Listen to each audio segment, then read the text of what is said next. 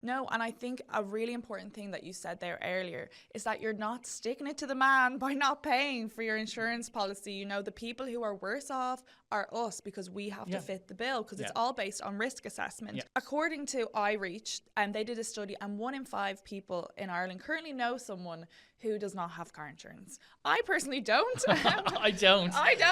But, you know, maybe it's time we all say to those people, cough up. Yeah, cough up and cop on. Yeah, cough up and cop on. Quote of the day.